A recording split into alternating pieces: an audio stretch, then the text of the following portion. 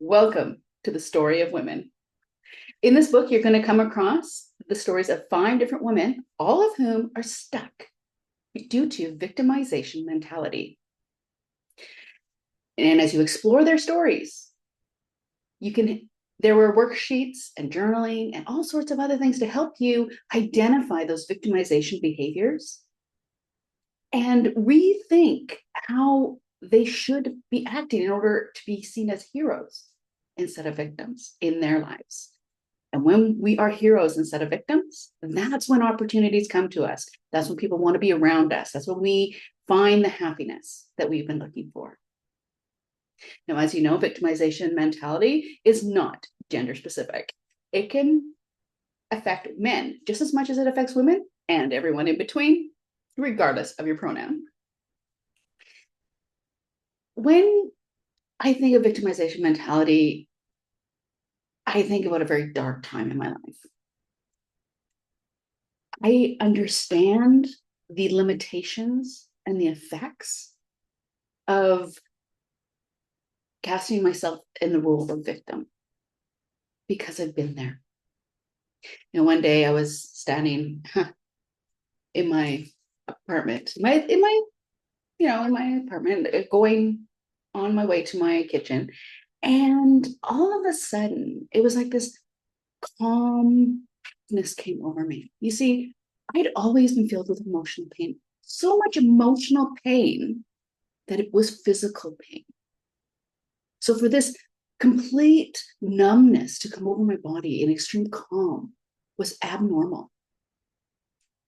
And in that moment, my brain showed me images of my medications and medications in my medicine drawer, and told me that that was the way out, to go and take all of that medication because that was the answer.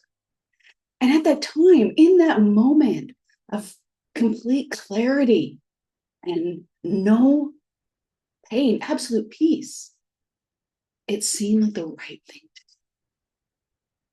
Now, the thing is, I am a Taurus, born in the year of the ox, which means you cannot get any more stubborn than me, thank God. Because by the time I got to my kitchen to get that glass of water, my brain had kickstarted, the pain had come back, and I was able to then step away from the idea of the end being the end and the only way through it. So what happened? How did I get to a point where I was in so much pain that my life was so dark? It started years before. And it started with when I started casting myself in the role of victim and saw my life in ways of the things that I lost, things I hadn't gotten, mistakes that I made, failures that had come over and over again. By this time, I had lost, let's take a thing. I lost my confidence in myself. I lost my voice. I lost control of my money. I lost my middle class lifestyle, my marriage, the family ideal. I lost my job, friends, the sense of purpose. One day, the day before, I was standing in that living room thinking about a bottle of pills. The day before, my son, my daughter, my son's girlfriend, his best friend, any kids that my son brought home to sleep on the couch, they were all in my house. The next day, they were all gone. They'd all moved out into a place on their own, leaving me alone for the first time in my life. Completely and utterly alone. I had no friends. I wasn't talking to my ex-husband. In fact, I had a please do not contact order. My family we didn't have a great relationship at the time where I felt like I could tell them anything unless unless things were absolutely perfect and I was doing the right thing. I couldn't open up about the mistakes, the failures, the fears. And there I was, alone. I don't want you to end up there. And I want you to understand how people end up there so that you can help them without making them feel filled with shame or blame or feeding them into that victimization mindset. Because it's when you understand, that's when you're able to open the door, provide a space, a safe place for them to share their story. And then you can ask them questions to help them see their own victimization. And that's what these stories are about. It's about helping you to understand these women, where they're at, maybe figure out, okay, well, what does that look like? What kind of questions can I be asking them in order to help them see what I see in them? Before you start on the journey, you have to really understand what victimization mentality is and how, when we are in this victim mentality, it stops us from being able to make good choices. It stops us from being engaged. It makes us completely selfish. And when we can only think of ourselves, we are unable to see the opinions of others, to be there to help them fully. We may think we're helping, but we really are not when we are cast in that role of victim. So this isn't something that's physical. Like, you can be physically victimized, but when you're behaving in a way, it's a mental, psychological condition. Now, you can call it survival. And the thing is, you can be a survivor. And everyone says, oh, I'm a survivor. That's great. But are you behaving like a survivor, or are you behaving like a victim? A rose by any other name is still a rose. So we want to make sure that you completely understand what victim mentality is. So if you're going to use the labels of survivor or some other label that you want, that you understand that you need to change your behavior. You need to change the way that you're showing up in order to take yourself to that next step towards becoming the hero of the story, being cast and becoming the person that people see as responsible, as someone they want to give projects to and opportunities to and invite along for the journey, because you make their lives better, happier. You get the project done. Think about people who you see as victims. What are some of the things that they're doing? They're probably blaming other people. They are thinking that life's unfair, that they're being treated unjustly. They have this idea that the world owes them something just for showing up, and they didn't get what they wanted. In fact, they're so busy living in what I call the land of should that they cannot see the reality of the world and how the world works in order to maneuver through it, because they're so unhappy that the world isn't working the way that they think it should work. You can't make change by saying it should be this way. You have to figure out how it actually works. And then as you go through the process of navigating the way that it works, then you can start creating changes to make things better for other people, better for yourself. Here's the thing about the land of should, though. When you're thinking that things should work like this, you're only thinking of how it should work for you. That's how victims think. They don't care about how it should work for other people or how something's going to work for everyone and be win-win. No, they're just looking at everything should be this way, and it's not, so I'm angry. And the way that it should be is for the benefit of me and not anyone else. Or they should think like me and be like me, so that would benefit them too, without really understanding other people, because we're too busy trying to get people to understand who we are. Now, take a moment to think of those that you perceive as having that victim mentality. Be honest with yourself. Be really, really honest. Do you feel compelled to move towards them? Or are you repelled and move away? So let's take a look at some of the defining characteristics. the things that really show up in a victim.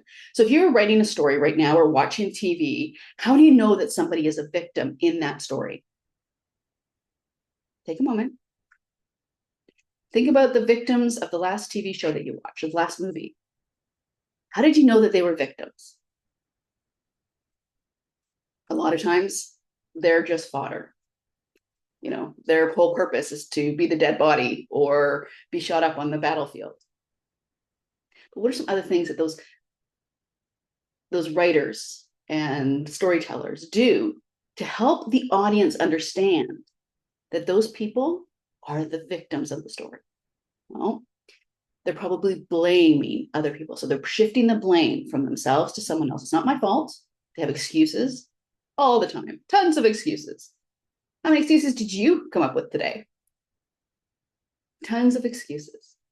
But it's always somebody else's fault, not their own. They don't take ownership.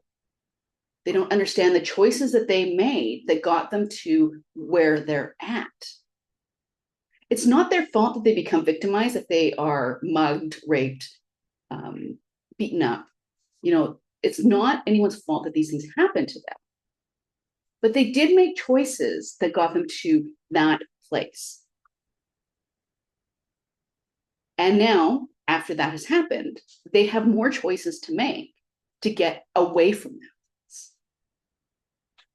Now, I'm not saying that a woman who goes to a bar and gets raped is made bad choices about going to the bar. No, that's not what I'm saying. What I'm saying is there are choices that you make that, because you're not perceiving what is going on around you, you may have trusted the wrong person. These things happen. And heroes learn from these things and move forward. They don't take responsibility for the action that was done to them, but they do take responsibility for the resolution, for the solution, for what comes next. Victims just stay in that, oh, he or she did this to me, and I want you to fix it. I want you to solve it. And I'm just going to stay in my pain. So which do you want to be? Now, if something terrible has happened to you, of course, you're going to need to stay in the pain for a while. I had to grieve my life. I'd lost pretty much everything I was scared to lose. I had to grieve that first. But the thing was, I wasn't seeing it as a grieving. I was seeing it as me being the victim of somebody else's decisions. That doesn't help me grieve. Not at all. Not understanding the grief process and understanding that, yes, I lost something. I lost what I want my life. But grieving is a process. You move through grief to a new reality, a new life. When you sit there in the victimization, you just sit there looking at the past. Oh, woe is me. I want that. Why is that happening to me? Why did this happen? And everyone that you talk to, you're sharing your victim story until there's nobody left. Or you end up with more abusers and more attackers because they're attracted to people who have a victim story. That's very important to understand. If you have a victim story and you keep getting attacked and abused and pushed down, or that other person gets the promotion, you don't ever get the promotion, chances are it's because you are portraying this victimization mentality in your storytelling, in who you are, and that attracts people who are bullies, who are abusers, who are transactional. If you don't want to attract those people, you have to get away from being what they are attracted to. You have to start becoming stronger and becoming the hero that can stand up to them so that they are not attracted to you anymore. For example, one day I was, like after you lose your marriage, you're single, right? So, hey, I'm going to go online date. What else are you going to do, right? So I'm online dating, and yet it was right around that time of 50 Shades of Grey. had just come out, the movie, and everyone was talking about it. Well, I kept on getting these messages in my inbox, and they weren't really nice messages. It wasn't like, hello, how are you? No, it was, can I do this to you? How big are you? How big is your bra? Would you like me to? They weren't really nice messages. Just put it that way. And my girlfriends weren't getting those messages, but I was. I couldn't figure it out. So one day I decided, okay, the next one that comes in, I'm going to see if we're going to have coffee. I don't want to see them in private, but I want to have coffee with them. So I go and I have coffee with this person and I say, okay, what is it about me, about my profile that makes you think that I'd be into this, or that makes you attracted to me, that you want to connect with me and that you think it's okay to talk to me in this way? So we went through the pictures and he's like, you know what? This picture right here. I was like, what are you talking about? I was all dolled up. My hair was good. My makeup was on. I had a smile on my face. And I go, what is it about that picture? And he goes, it's the eyes. So for the first time, I really looked at my eyes in this picture and I was on the verge of tears. Remember when I said I was always in pain? I was always in so much emotional pain. I had physical pain. Well, a lot of times I was on the verge of tears. I would be having conversations with somebody and my eyes would just be running because I didn't have any more capacity for the emotional welling of emotions that were coming up when I talked to somebody about anything. So as I looked at that picture and I saw those tears in my eyes, I realized that because of me being this way, of having this pain, of being this hurt person, I was attracting people who like to hurt people. Makes sense, right? Why it took me so long to figure it out, who knows? But that's when I started changing. I got off of the dating. I stopped dating. And I really haven't gotten back to it because I found a life that was more my for me. And anyway, my dating life isn't about this, but the victimization mentality, you do not want to be a victim in the dating world. You don't want to be a victim in the business world. You don't want to be a victim in your marriage, and you don't want to be a victim as a parent. So understanding with those behaviors and how it looks will help you to portray a different you.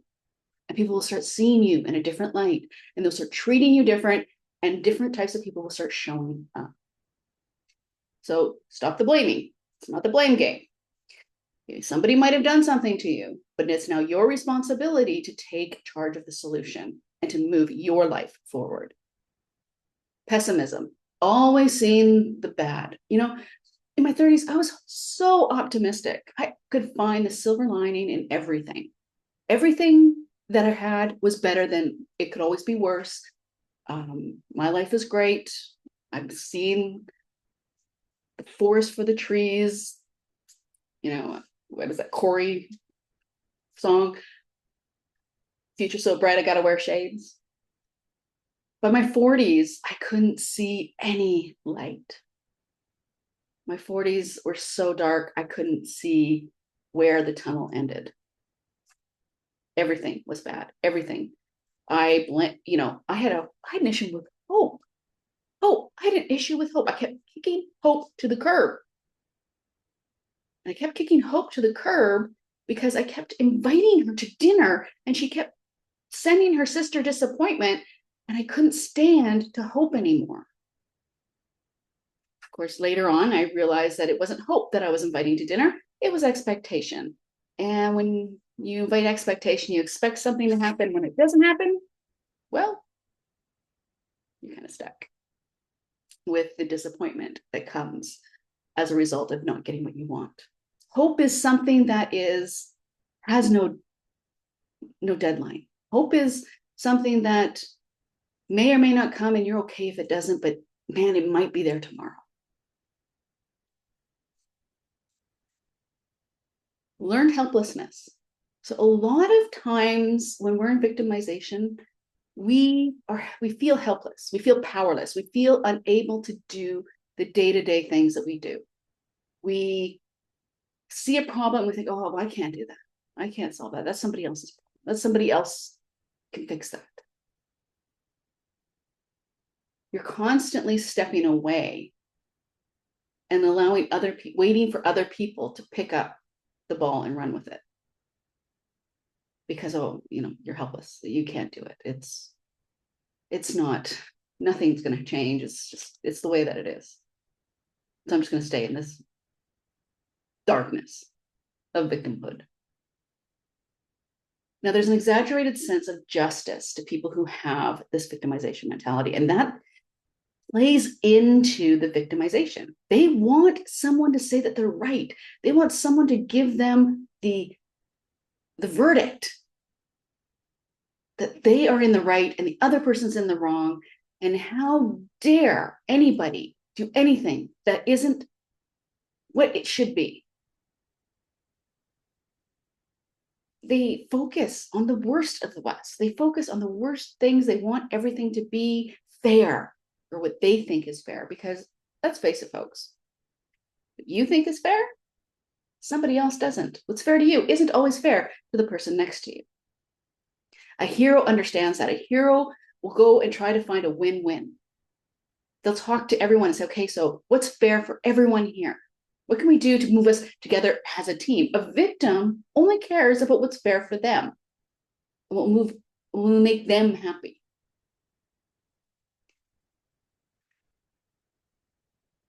Now, people don't just wake up one day and say, okay, I'm a victim.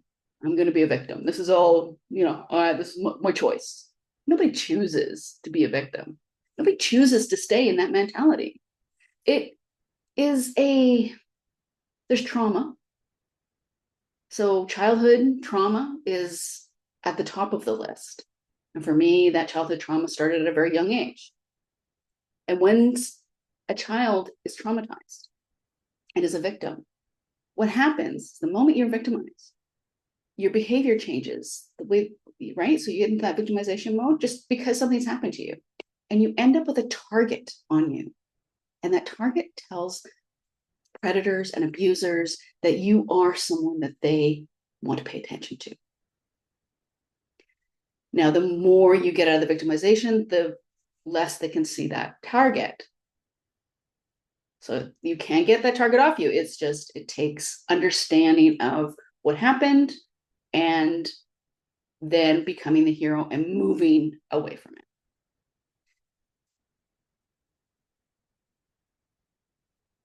A lot of times our traumas and our pain, these are things that we don't want to deal with. We don't want to talk about it. We don't want to have to face it. We just want it to go away and move on. But yet we're stuck in, well, that happened to me. Yeah, no, that happened to me. There's nothing I can do about it. Well, a lot of times that comes from other people's opinions as well. If something's happened to you and you are talking to somebody about it and they tell you things like, oh, well, when one door closes, another one opens, or get over it, or suck it up, buttercup, that just re-victimizes the victim. So think about that. If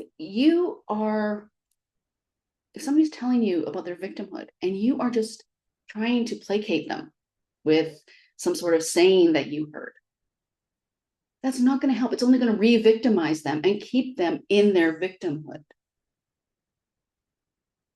So how can you move forward and help somebody?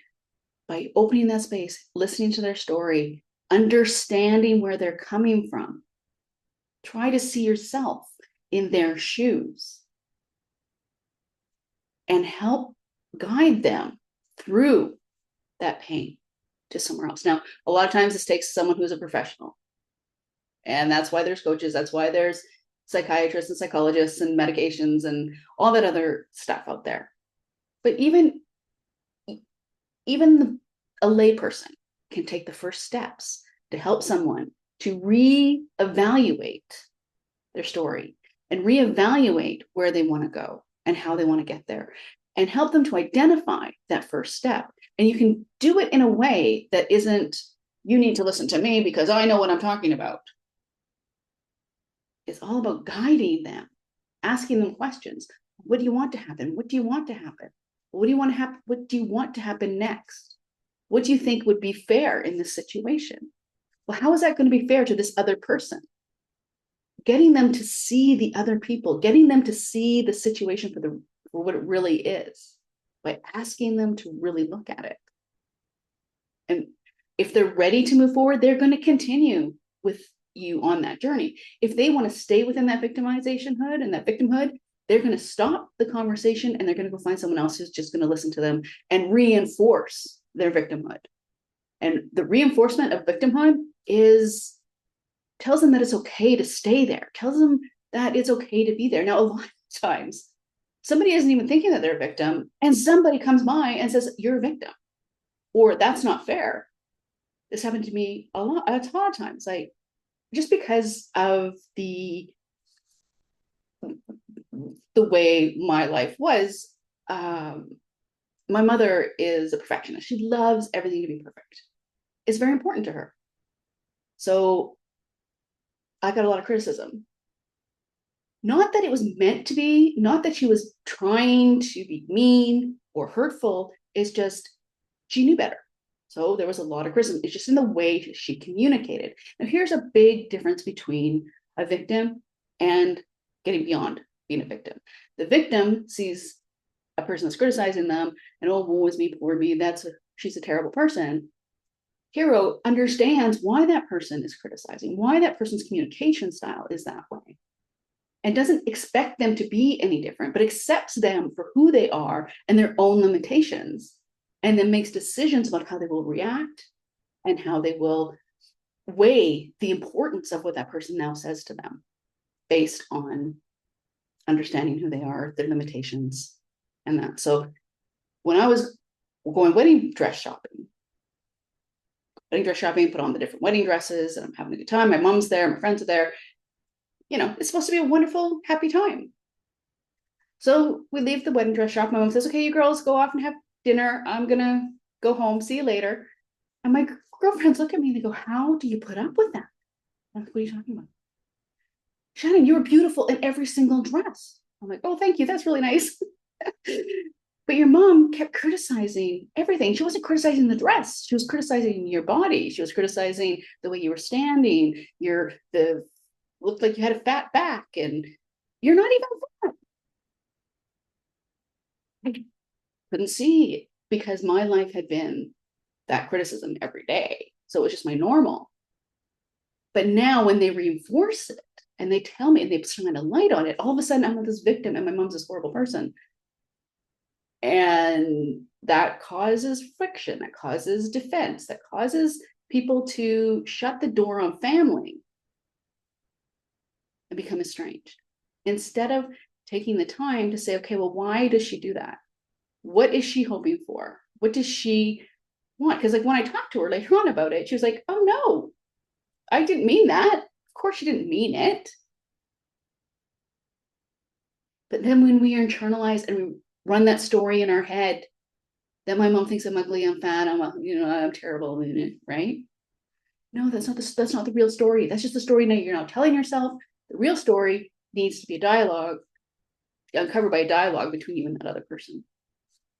So reinforcement from others. Consequences, when you have a victim mentality, there's a lot of consequences. And I've talked about some of them, right? Because there's no growth. You're constantly stressed out because you feel like you're not measuring up. And being in that dark place and being unhappy and stressed, it causes stress on you. Being depressed is stressful. I know that. I understand the stress of depression. And you don't like yourself. You don't like who you are. You don't like where you're being. So it's as yourself, you're just pushing yourself down. You don't want that, right? That's why you're listening to me right now. That's why you've opened this book. That's why you're willing to move forward. Your relationship consequences are going to be isolation. Now, yes, I have done this. I'm going to own this because I'm living the loner life. I like the loner life. I'm not isolating myself because everyone's going to hurt me. So there's probably a trust factor there. I probably have a lot of trust issues. In fact, I will admit that I have a lot of trust issues. But I have chosen my life because it works for me. I'm happy with it.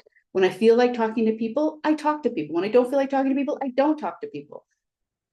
I work from home, I live alone, and I found that I really enjoy my company and myself. So for somebody who went from wanting to kill themselves because they were alone for the first time to being alone all the time and being comfortable with it, being happy with it, feeling that I'm moving my life forward because I'm creating this book.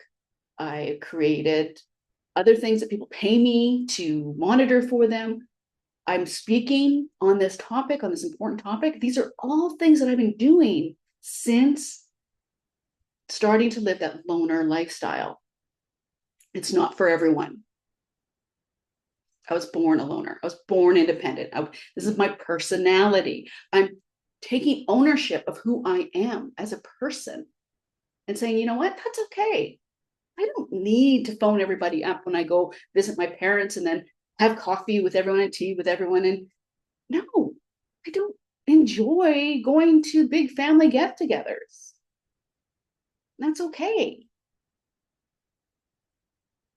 So understand who I am was a big step on my journey. And a lot of times when we don't understand who we are, and we don't accept who we become victims of our own selves because we think we should be a certain way. The land of should is a very dangerous place to live. If you feel that you are not getting the opportunities at work, if you feel that you're getting passed over, and everyone else is getting promoted and you're not getting anywhere, there's could be a lot of reasons, but one of the reasons might be that they don't trust you to do the job because you make excuses, you blame others when they fail, you don't take action, you wait for other people to pick up the ball and go. So why would they feel that you have the responsibility to pick up that ball and run with it and lead others if you don't show them that you have that capability? You don't get it just because you show up. And that's why you end up with missed opportunities. So how can you overcome this? How can you overcome your victim mentality? And it has everything to do with the story that you are telling yourself. When you tell yourself that victim story, when you tell yourself that this is the land of should, this is the land it should be, and woe is me for not having that, you will continue on the journey of victimhood. Let me ask you this. What sounds better?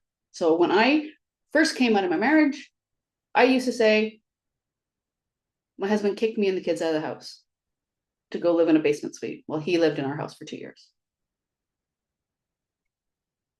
Okay. Or things got so bad in my marriage, I had to leave. The kids and I had to leave and start out a new life. Which sounds better? Which sounds like I am taking control of my life, that I have taken a step to move myself forward. And I've taken my kids with me to keep them safe. And which one sounds like I had no choice? This is what happened. I just went with it. Things happened to me, not because of me. The same thing happened. I didn't go back in time to change it. I didn't go back in time and go, okay, you know what? I made this decision. But what I did was I went back and thought about the situation. Yes, there was a lot of pressure to leave the house. But I ultimately was the one who decided to go find an apartment, pack up my stuff, and leave. At the time, it felt like it was happening to me, that it was forced upon me. But what would he have done if I just stayed there? Things would have gotten worse, but I didn't want them to get any worse. So it's how you see the problem, how you see the story, what happened. You take one story, 3 people can tell the same event, and you will be cast as the hero, the victim, or the viewer. Well, actually, that's a hero, isn't it? Victim, viewer, victim, here, villain, or hero. Sorry about that, folks. So you will be cast in the role of either the victim, the villain, or the hero, depending on who's telling the story about that event. And you can do that for yourself by just re-looking at the situation, taking ownership for the choices that you made that got you there and choices that you made that got you away from there. It's about being self-aware and reclaiming your power in order to move yourself forward. The only way you're going to get there is by reframing your story, getting rid of the negativity, seeing the positive, seeing it from a different perspective, and then repeating that story over and over again. You're going to have to understand what is the land of should, what's reality, where are those boundaries? And you're going to have to take care of yourself, because victims don't take care of themselves. Victims just wake up and try to sleep. Wake up, and depression is a really terrible thing that victims get into and can't seem to get themselves out of. Just getting up and brushing your teeth and dressing and washing your hair and putting on makeup, all of that stuff will help you move out of that victimization world.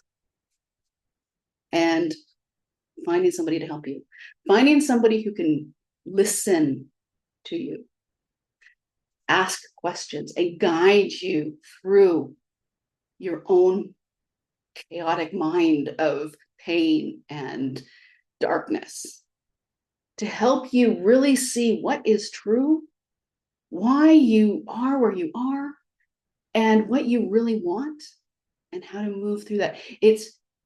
But you have to be able to reframe the way that you share your story. So they need to be able to ask you questions, make you become accountable for those moments, help you to see it from a different point of view. And as you see those things, as somebody who's able to do that helps you, you will be able to reframe that story. You will be able to cast yourself as the hero. And as you start doing that, as you start telling your story as the hero, because you have been recast yourself, you'll start picking up those balls and running with them. It will just automatically happen because you will feel capable. You will feel like, yeah, you know what? We need to do something that needs to be done. And I know I can do it. It's a different frame of mind. That's a hero frame of mind. Whereas a victim frame of mind is very, oh, I can't do that. No, that's somebody else's problem. We call the cops, they can deal with it. I'm not gonna do anything with that. Right? As you explore this book, as you go through the pages and the stories and work through the worksheets, really look at those characters. How would you have them rewrite the story that they are telling? How can they recast themselves as the hero? Is there anything there that you feel that is speaking to you? Are you resonating with any of the characters? And write a little bit of what it should be. You want to get out of the land of should, but at the same time, you need a little bit of should in order to see where you want to be. If you have any questions or you need any help, please join us in one of the weekly groups, our monthly groups. You can always reach out to me and for one-on-one help, or even for some resources. Well, until next time, peel out.